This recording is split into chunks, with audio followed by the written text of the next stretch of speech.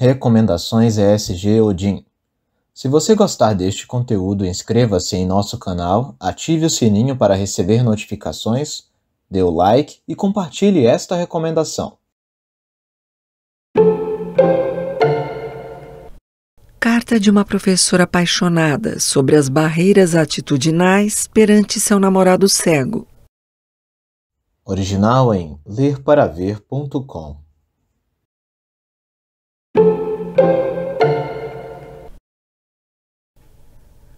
Ao presidente. Caro senhor, sou uma mulher com visão normal, tenho 25 anos de idade e estou namorando um homem cego de 23 anos. O nome dele é Matheus Souza. Quando comecei a fazer parte deste grupo de pessoas com deficiência, eu o fiz porque queria entender melhor as preocupações e problemas que o Matheus tinha. Eu sabia que havia problemas e discriminações, mas jamais pensei que eram tão gritantes até recentemente.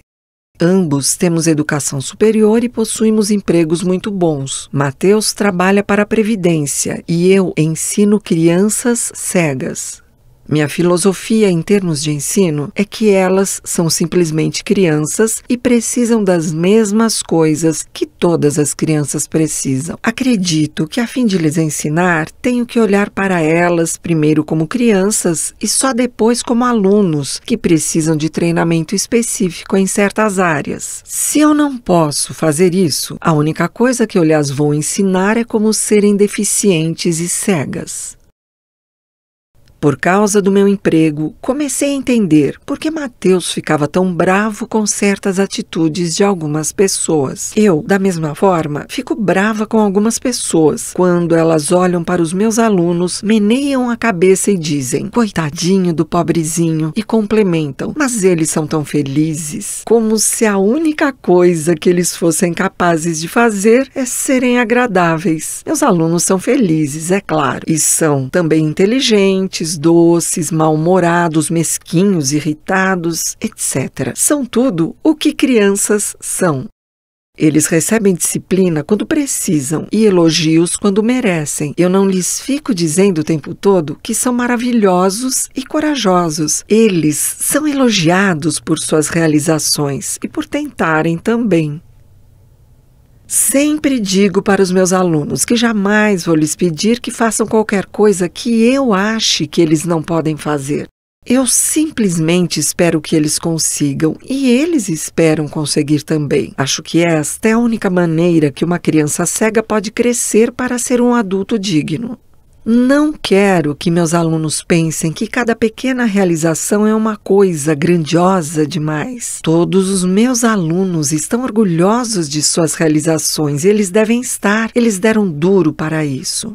Mas acho que é um insulto para a criança ficarmos insistindo em quão maravilhosa ela é. Para mim, isso implica que você pensa que, para início de conversa, a criança é estúpida e você nunca teve fé bastante nela para pensar que ela poderia fazer o que fez. Estou aprendendo Braille agora e Matheus está me ajudando. Ele me elogia e encoraja, mas ele não age como se eu tivesse feito algo fora do comum. Para mim, isto é muito mais do que um elogio. Sinto como se ele soubesse que eu pudesse fazê-lo. Se ele fizesse um estardalhaço disso, eu pensaria que ele acha que sou, de certa forma, uma incapaz e que aprender Braille é realmente um grande feito para uma imbecil como eu. Tenho raiva dos pais que mimam seus filhos e nunca permitem que eles façam algo ou que não os levam a fazer algo. Todas as crianças caem de balanços, batem a cabeça, etc. E as crianças que eu ensino têm o direito de caírem também. Sei que é difícil para algumas dessas crianças fazerem certas coisas, mas elas têm que tentar. Quando você tem crianças mimadas na sala de aula, elas são quase sempre impossíveis de serem ensinadas. Isso porque os adultos fizeram com que elas pensem que elas não têm que fazer nada, e elas vão crescer e tornarem-se adultos que pensam que o mundo lhes deve um favor. Um outro grupo de pais de que detesto são aqueles que têm vergonha de seus filhos. As crianças nessa condição também são difíceis de serem ensinadas. Mas neste final de semana eu vi discriminação e crueldade como nunca e pela primeira vez entendi completamente o quão importante é a união das pessoas com deficiência na luta contra as barreiras atitudinais. Em minha experiência, eu tenho tido contato com a reação de pena que algumas pessoas apresentam em relação às crianças com deficiência.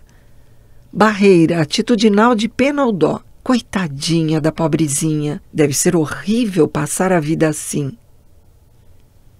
Com a barreira atitudinal de exaltação de herói, síndrome do corajoso e maravilhoso, tudo o que a criança faz está, de certa forma, além do campo das expectativas de um ser humano. Minha nossa, como você é inteligente! A criança é sempre descrita como sendo especial e corajosa. Barreira atitudinal de inferioridade. Ninguém espera que ela seja capaz de fazer qualquer coisa e, quando faz, o elogio é grosseiramente desproporcional. Barreira atitudinal de rejeição. A criança é ignorada ou evitada. No último final de semana, meu namorado e eu experienciamos uma mistura de todas essas barreiras. Sexta à noite, Matheus e eu recebemos algumas pessoas para jantar. Eu estava na cozinha fazendo feijão cozido e ovos deviled. Meu namorado entrou e perguntou se havia algo que ele poderia fazer. Então pedi que fatiasse os tomates. Eu não tinha intenção de fazer disso um show. Eu só queria ver os benditos tomates cortados.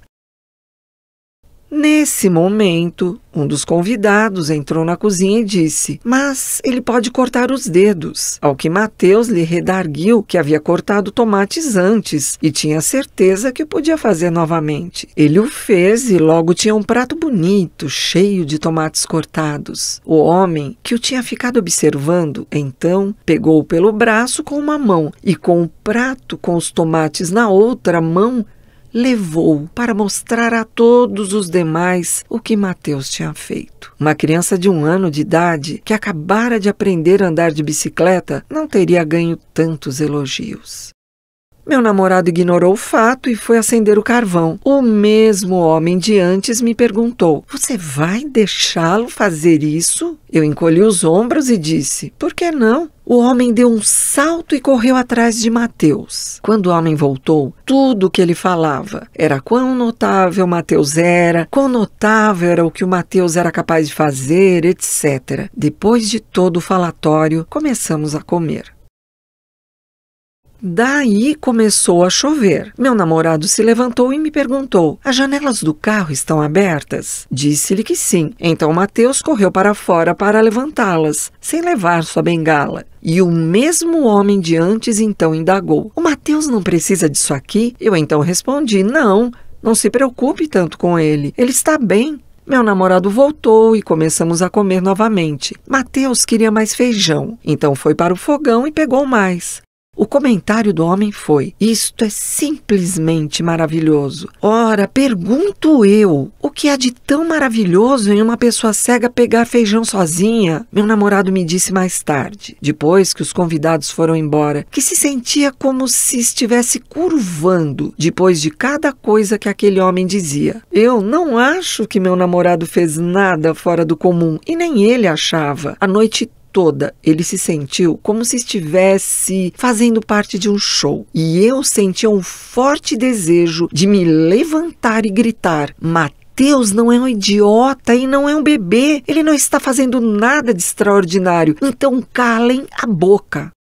Mas isso não foi só. Mais tarde, naquela noite, meu namorado e eu fomos à emergência do hospital. Ele tinha esbarrado em alguma era venenosa e ela lhe irritara os olhos. A enfermeira de plantão era péssima. Ela não achava que Matheus era notável. Pelo contrário, achava que Matheus era cego, surdo, mudo, estúpido e incapaz de fazer qualquer coisa.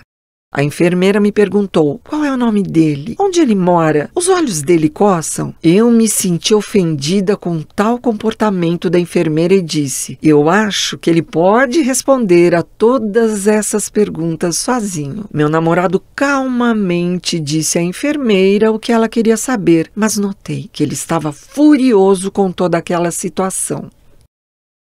Quando Mateus entrou para ser atendido, um senhor veio a mim e disse: você é tão maravilhosa em ser bondosa com aquele pobre jovem. Então, tentei explicar que eu me sentia com sorte de ter um homem como Mateus, e sou. Ele é a melhor coisa que jamais aconteceu comigo. Quando nós estamos juntos, eu me sinto feliz, segura e protegida. Eu o amo. Depois que terminei de tentar explicar ao Senhor o nosso relacionamento, ele disse: você quer dizer que você está saindo com ele?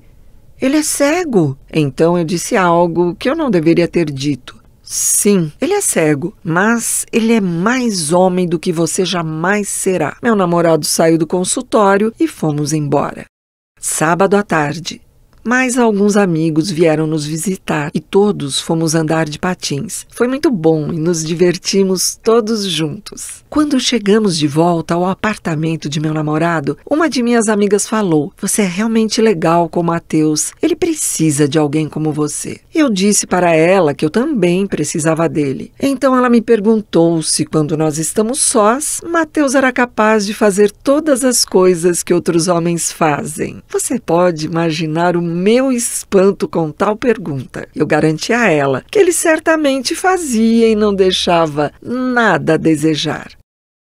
Domingo, eu estava sobrecarregada com tudo o que acontecera, que não conseguia sequer pensar. Meu namorado sabia que algo estava errado. Eu lhe disse que estava ok. Ele tinha algumas latas que precisavam ser rotuladas. Então eu comecei a fazer isso na máquina Braille dele. Eu estava colocando um rótulo numa lata de suco de abacaxi e escrevi suco errado.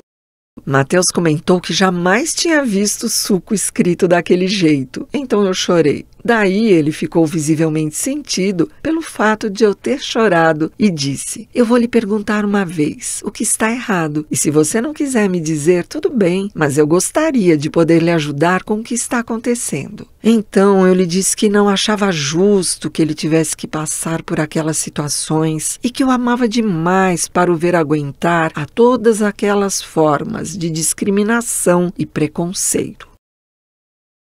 Mateus é um homem doce, amável, compassivo, inteligente, sexy e desejável. E eu o amo por tudo isso. Então, me machuca ver tantas pessoas tratá-lo como algum tipo de incapaz. Ele tem uma autoimagem muito boa e não quero que isso mude. Ele disse: querida, tenha calma, você vai se acostumar com isso. Não, eu não vou. Eu não vou me acostumar a vê-lo sendo insultado. Eu simplesmente não posso entender que diferença faz se ele enxerga ou não.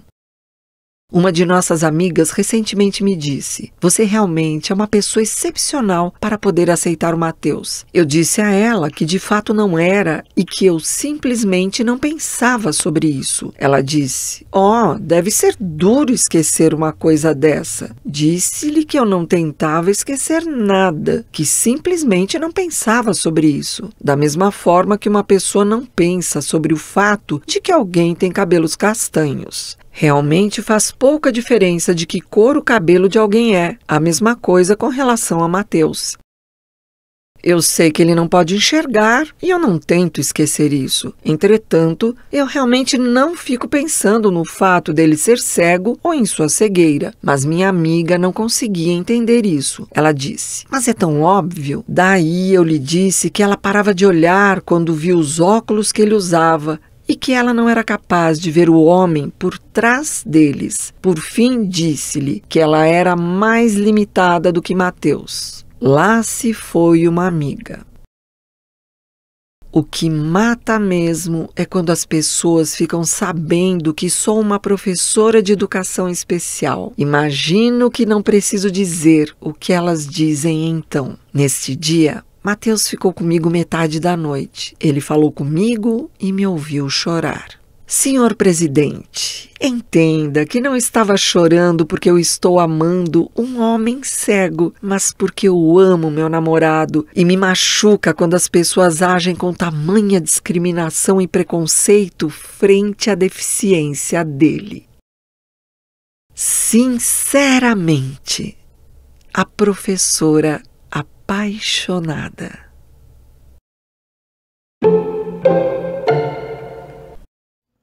Você gostou desta recomendação? Inscreva-se em nosso canal e aperte o sininho das notificações para receber mais de nosso conteúdo. Narração: Marisa Prete. Edição de áudio e vídeo por Juan Carlos.